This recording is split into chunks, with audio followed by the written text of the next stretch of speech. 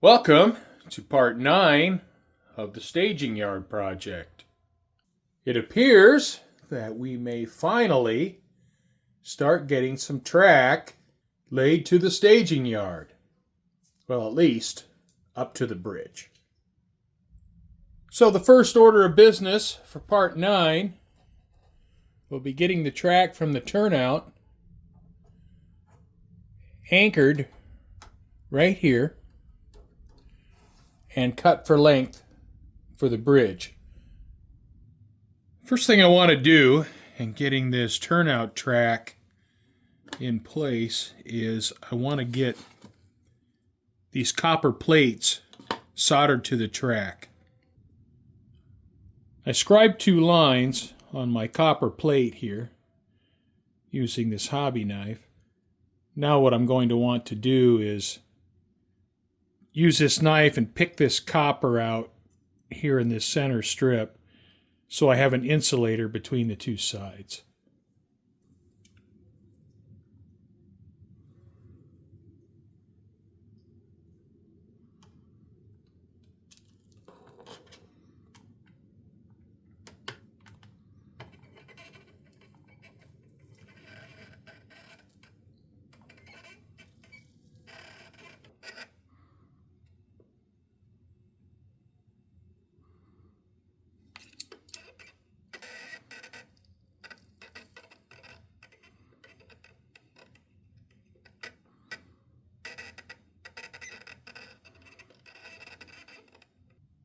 I have the rails from the turnout side soldered.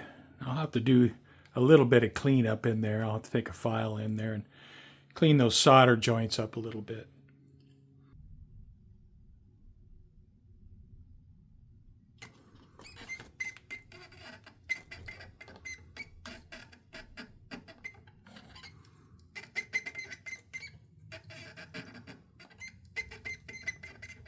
What I need to do now is get the track cut and fit to the bridge. So I need to mark it out, where to cut it, pull back some ties, where I can hook up to the bridge using some joiners. I'm not going to want to solder it quite yet. But before I can go any further, I have to be able to connect up to the bridge. I have the joiners in place. Everything's looking pretty good. Now when I push down on these plates, everything looks to be in pretty good shape. I have the bridge glued down to the abutments, and I have adhesive under the track leading from the turnout. The track from section 2 over to the staging yard is pretty darn level. I'm happy that things worked out that well. And the bridge from side to side also worked out really level. So I'm pleased with that. I've given the adhesive several hours, actually all day, to dry, so the track is secure here. And now I want to put some screws down through these PCB boards.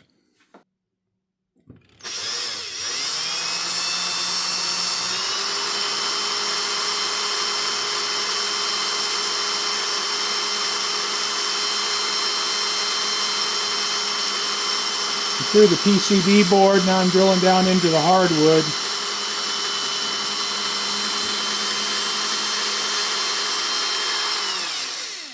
All right, there's one. Now I'm going to drill a larger hole for the shank of the screw. All right, I've drilled my holes. Now I'm going to use a countersink, and I don't want to go too deep with this. I would like to countersink those flathead screws a little bit. All right, so I'll go ahead and put these screws in.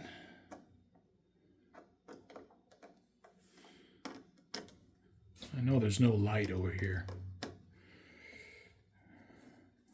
Not good for video, and it's not good for me seeing what I'm doing.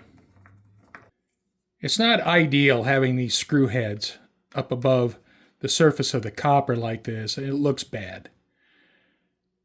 But the track here has to be secure, so when the lift out section is removed and replaced, the track goes back to precise alignment. Sometimes you just have to sacrifice realism for reliability.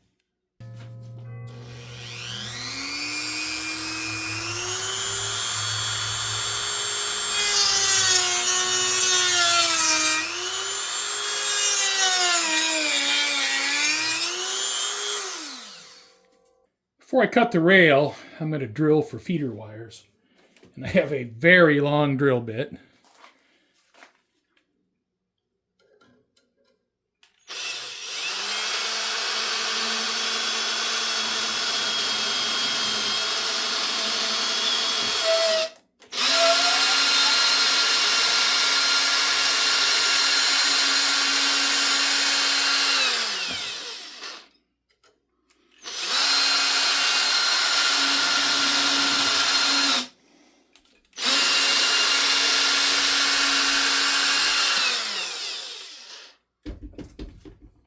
Before I insert my feeder wires down into these holes, I want to make sure I have the colors on the right rail. This point right here should be the red rail. So the red lead goes here. And this, just barely see it, should be the white lead. Okay. I have my feeder wires run down through the lift out. And I'm going to go ahead, solder these up to the rails, and then of course solder up these joiners at the same time. Well, I believe I'm ready to cut the gap. Now I may have to file these rail ends square because I'm cutting with a Dremel, which means I have to cut at an angle. Now cutting at an angle isn't necessarily a big deal, but I can't cut just straight down.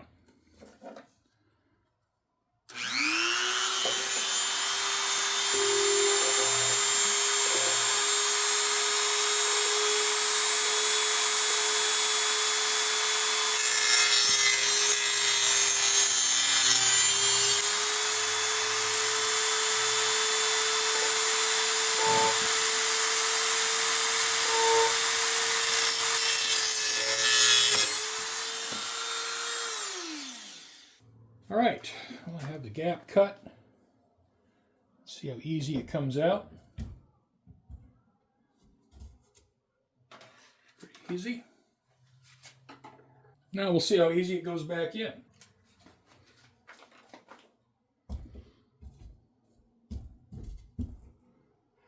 Pretty easy.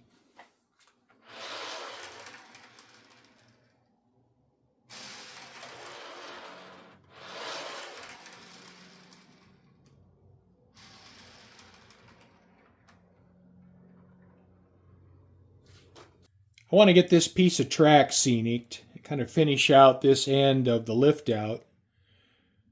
So I have the dirt and the ballast in place. I'm going to apply some alcohol and some scenic glue and lock this down. I made up this panel, and I'm going to install a receptacle here in these holes, and I'll be able to plug the lift out into the track bus. So I'm going to give this panel a quick coat of paint before I install it. This is going to be the receptacle for the staging yard lift out, and it just uses an SAE connector. Just plug into it. It's the same setup I have for my main lift out, exactly the same. So this is going to mount into here.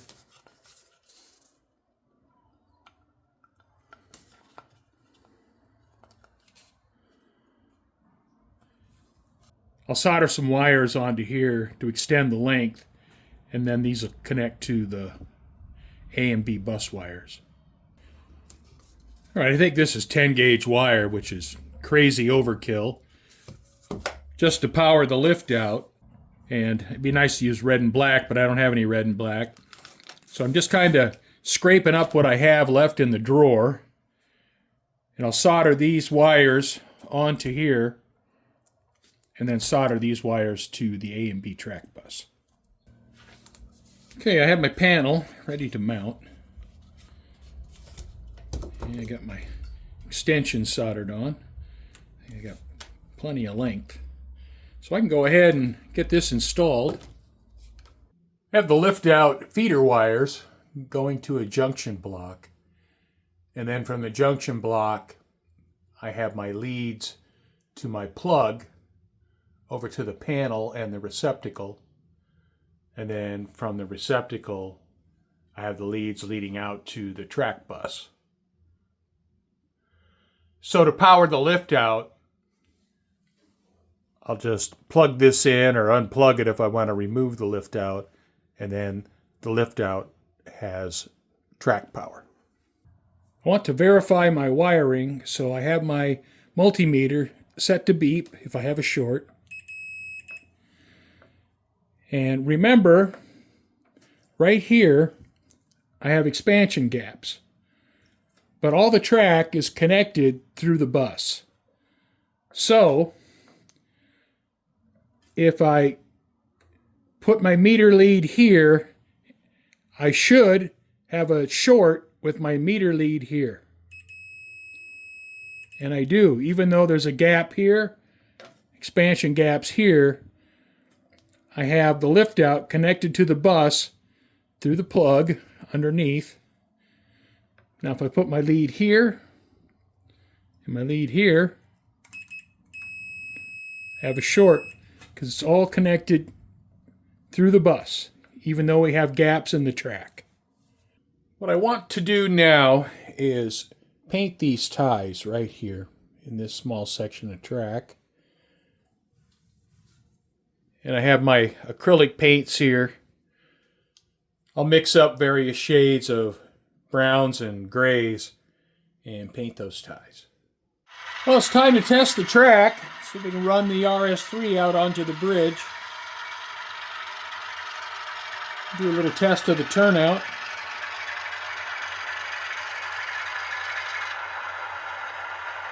Slow this thing down, test out that frog.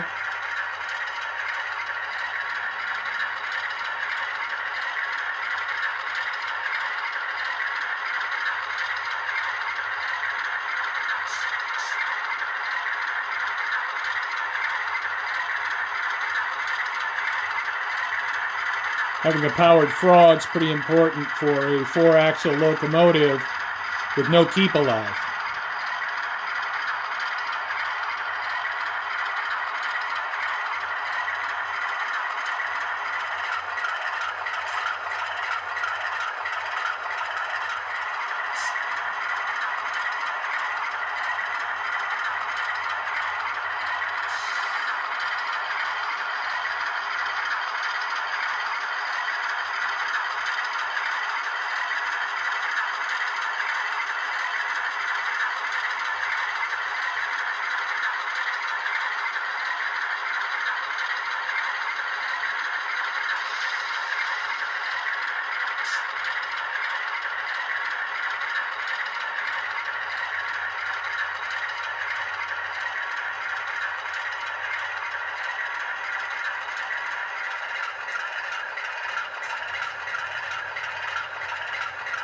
All right, well, this is the first time running through the turnout on the diverging route.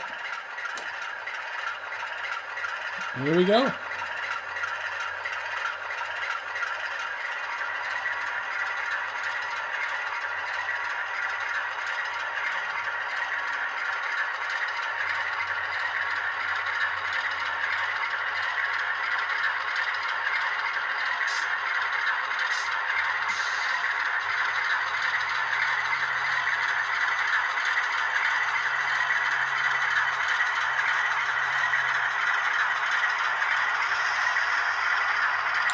Looking good.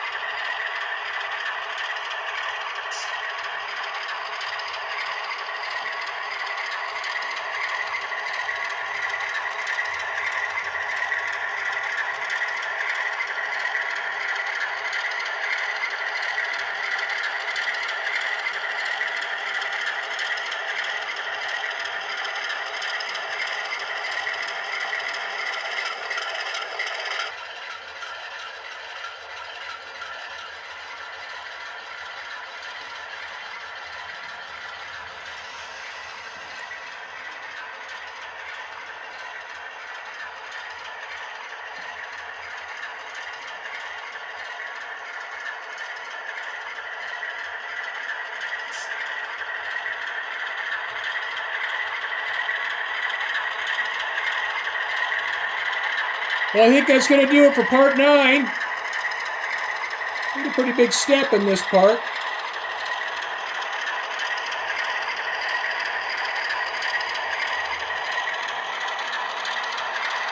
Got the bridge permanently installed.